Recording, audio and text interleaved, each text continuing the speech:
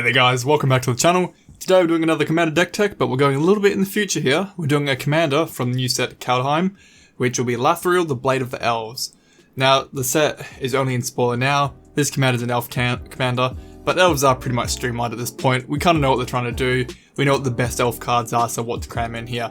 So, Lathril, where 4 mana or black-green, get both the colours in there. You are a 2/3 elf noble, interesting type.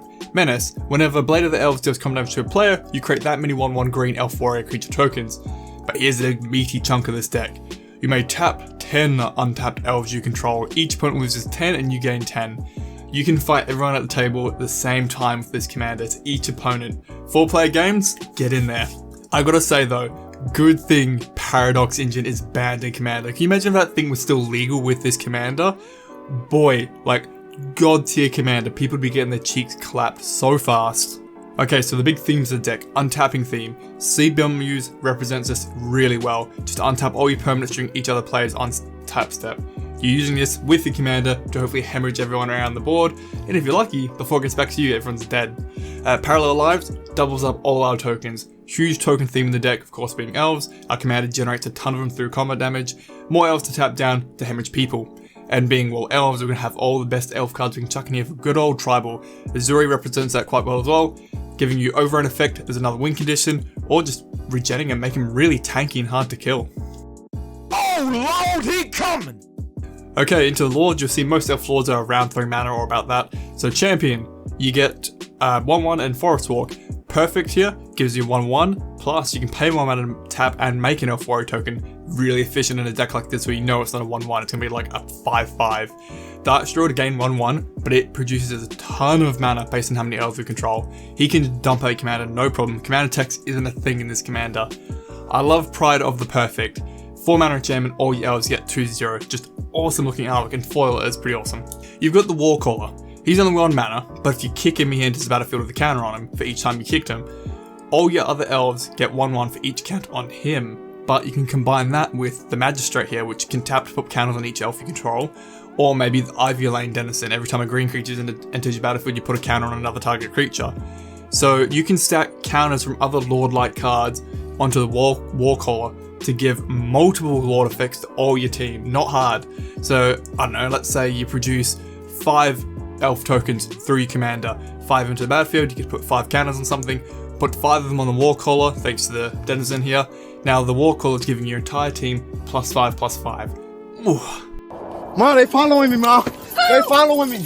Alright, in tokens, Huntmaster, just every time we cast anything elf, we get another token, build up the board. The Prowess of the Fair, every time we lose a non-token elf, we get an elf token back. Also, it is an enchantment, but it's elf tribal. You can tap this through your commander. Then we've got the Agent here, every time we lose a token, he gets a counter on him. When he dies, we get elf tokens back to how big he is. Really cool, kind of like a battery to save up tokens, but it's based off his power when he dies. And he can be a partner, but we're not worrying about that. So, Lord effects, dumping counters on him, whatever we can do, store a ton of power on him, maybe buff him up before he dies, and you get a ton of tokens back on his death. The Promenade basically doubles our board presence. You get a 1/1 elf token for each elf you already control, and you know they're not going to be 1/1s. And Dwine's Elite, just a simple creature, 2 mana 2/2, if you have another elf, you get another elf. Anga bunga, anga bunga, anga bunga. Into tribal support, you got the Well-Wisher. Every time you tap down, gain life for each elf. If you can untap this multiple times a turn, you can go up to 100 life, no problem. You don't even care about blocking. Essence Warden, anytime any creature enters the battlefield, we're gaining the life. That was my wrist cracking, that was sore. We've got the Thorn of the Glade. Every time another elf you control dies, you may pay 1 and a life, don't care about that, you draw a card. Basically, pay 1 mana to draw a card. That's pretty good.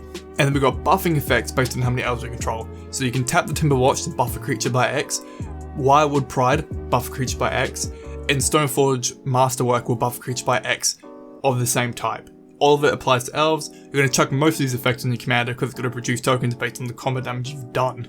Other spicy things for the deck, Shaman of the Pack enters the board, target opponent's going to take a ton of damage based on how many elves you have. The Abomination of Llanowar, just this elf looking horrible looking thing. His power and toughness, just the number of elves you have in play and in the graveyard, just constantly getting bigger and bigger. Love them.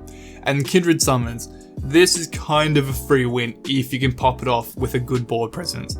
You choose a creature type, elf, you're going to reveal cards from the top of your library until you reveal X cards where X is the number of that chosen type you have, and you put all those creature cards onto the battlefield, boy, you can deck yourself for all your creatures, that is, you won't actually lose. Quest for the Renewal, once you get it up and running with the quest counters on it, it's basically just another Seedball Muse. Then you got the Wildwood and you got the Ranger here. Both of them let you return something to untap another creature, but limit to you once per turn for balancing reasons. But nonetheless, whether you're using these to untap huge mana dorks, maybe you need a couple more elves good to go, untap them with this. You will find use for them, and they are just powerful, efficient creatures, and it's each turn, not your turn. So if you have to do it on your opponent's turns, go nuts if you can untap. And then we've got like the Copperhorn Scout, just throw it into combat every time it attacks, we reset our board. At worst, if you lose in combat, you've paid 1 mana to untap your entire creatures to have another round. And then we have one-off effects, Mobilize and Vitalize, just untap all our creatures at 1 mana. 1 mana with our commander, hopefully hit him for another 10, you can't complain. I'm not full auto, it's not full auto. That's not full auto? This is. Right, Elves rampant in any other tribe, of course. Priest of Titania produces mana based on the number of elves we have. Heritage Druid lets you tap 3 to produce 3. Doesn't care about summoning sickness the way it's worded. We've got the Nurturer. She produces mana based on how big her power is, but you get counters on her every time another elf enters the battlefield. Just gets bigger and bigger across the length of the game. And don't forget you have the Archdruid earlier on in the Lords, who can also produce mana based on the number of elves you have. We've got a good old 1-drops, Finnorn, Llanowar, and Mystic Elf, all just tap for green.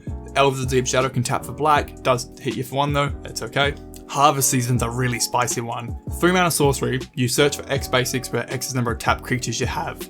With the commander tapping down 10 elves, if you cast this afterwards, you go search for 10 basics. The deck's only got 15 in it, you're gonna do pretty well. Wood Elves and Farhaven Elf can get lands out of your library. Wood Elves can get any forest, so get maybe your dual land or something, and Farhaven just gets any basic. And Elvish Guidance, just enchant a land, that land will produce mana based on how many elves you have in addition. Really strong in a deck like this, of course. For the Emperor! Throne of the Godfather is a pretty spicy card in this deck. At the beginning of your end step, each opponent loses life equal to the number of tapped creatures you control. If you just use your commander that round, you've hit everyone for 10. Go to end step, Throne of Godfather sees all these elves taking a nice little rest, and hits everyone again for another 10. Very fun. Maybe mix it in with Bolas Citadel here, where you can sack 10 non-land permanents and each opponent loses another 10. You've just done 30 damage in 1 round. Maybe have Wound Reflection in there and just win the game on the spot. Bolas' Citadel too, you can play the top card of your library by paying life. Pretty greedy card, you gotta limit yourself with it, but if you have your good life gain going up with like the Well-Wisher and that, go nuts, like your deck's not that expensive to rip through, you can get really greedy with this card. And similar with Phyrexian Reclamation, you're paying 2 life and 2 mana to get any creature back from your graveyard to your hand, but life isn't really much of an issue in a deck like this when your life gain is going, it's very strong. So be greedy, get all the elves back and just keep casting and going and never stopping that dream. And when it comes to draw, I'm always biased towards nice, steady, stable draw across multiple turns. Phyrex Arena, you gotta love it, commander staple. Beast Whisperer, when you're paying 1 mana to play a 1/1 elf but you get to draw a card, oof, good combo. And Guardian Project, basically commander says every time you cast a creature spell, you get to draw a card. Where shall my blood be spilled? Okay, Killing It Dead. I haven't bothered with board wipes because we're going to just take over the board by ourselves, and we don't want to kill everything we have already set up, hopefully. We want to keep what we can left. And if we haven't won by then, well, that's on us. So, Assassin's Trophy, new kidney permanent. Dismember, I'm going to pay the 4 life all day and just neg 5 some creature into the ground. Putrefy, Return to Nature lets us hit most things on the board, while we can use Null Shepherd and Rex Sage to use our elves to destroy all their artifacts and enchantments. Null Mage is really strong, tapping down 4 creatures just to wreck artifact enchantments. The number on our board, of course, we can just start destroying their field. While Exsanguinate is here, it's just a big one-off finisher. If you have a ton of mana production through your high elves, just feed it into here and just burn someone dead. My faith is my shield! Okay, our commander is key part of the deck, so a little bit of protection never hurts. Lightning Greaves, because it's got no equip cost, great option. The Whisper Silk Cloak gives them Shroud, which is nice, and unblockable. Very good with our commander's effect, of course, but the Shroud can get in the way when you're trying to buff your commander, so just take note of that. Alpha Authority is actually a pretty fun one. Gives a creature hexproof, and it can't be blocked by more than 1 creature.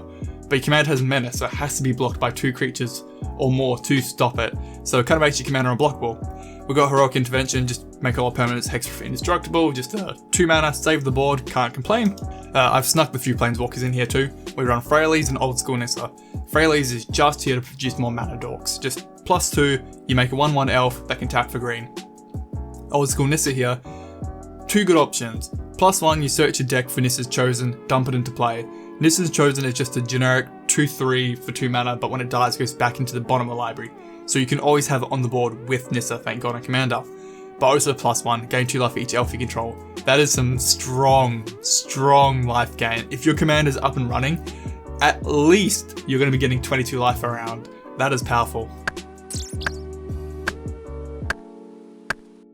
Okay, into mana. I'm actually taking a huge liking to Skyclave Relic. On surface, at worst, 3 mana indestructible, tap for any 1 color. Not the worst. But if you want to put 6 mana into it, you now have 3 mana rocks producing 3 mana that are all indestructible. I'm liking it quite a bit a lot in my decks now. Sol Ring, of course, and we run our black-green talisman. I run these over signets lately because I've been screwed a lot, where I've had to I couldn't feed mana into a signet to activate it. So having these where I can get the mana I need then and there works for me. Where there are more ability lands, the Wildwood Lodge, OP in this deck. 1 green, untap target elf. That could be more mana with one of the High Lords or something. While Oran Reef, you tap it, put a counter on each green creature in the battlefield this turn. Just buff those little elves up. Shuzo's Death Doorhouse is here to make your commander unblockable by giving it fear. If you don't like this one, you could run Rogue's Passage, but you're paying 4 mana to do a similar effect. Reptile giving you no hand size kind of comes in handy. And Bajuka Bog just to nuke a graveyard now and then. Onto the 80 colors. Command Tower, Staple, Path of Ancestry works in any tribal deck, and so does Unclaimed Territory, Nathan Ziggurat, just good in creature-based decks. And we're running the 2 new Thriving Lands. I like these, they just fit in any deck, and they look better than the Guild Gates. You could run Guild Gates and all those variants, but they just look nicer. And for our just 2 color lands, our actual Elf land, the Gilt Leaf Palace, we can reveal an elf to enter untapped. Shockland, our Pain land, our Buddy land, we run our Filter land, we run the, what would you call them, the Horizon lands. These are quite good. Templar Malady and the Tainted Wood. At least the all black-green land bases tend to be a bit on the cheap side. Like, nothing here is more than $10 for a land. You really can't go wrong. And then for the basics, we run 7 Swamps and 8 Forests, and we're done there. Okay, that's the Commander deck tech for Lathril. Yes, I know it's very early. The set's not even finished being spoiled, let alone actually coming out. But black-green elves, very strong. Probably my favorite black-green commander now. And elves are pretty well established. We know what's good and what's not. I like having the black here too because I get to play with the old school Lorwyn elves. Really cool. Alright, let me know your thoughts, guys. Do you feel like this commander is pretty strong for an elf tribe? I'm feeling it. Alright, let me know your thoughts and have a good one. See yous. Alright, thanks for watching the video, guys. If you enjoyed it, give the video a like. It helps the channel out a lot. If there's any other commanders right now that are coming out that tickle your pickle, let me know and we'll cover them too. To my patrons, I can't thank you guys enough. You mean the world to me. You've supported me through one of the roughest years of our lives, 2020, and hopefully you'll continue to support this channel. You guys mean the world. Thank you.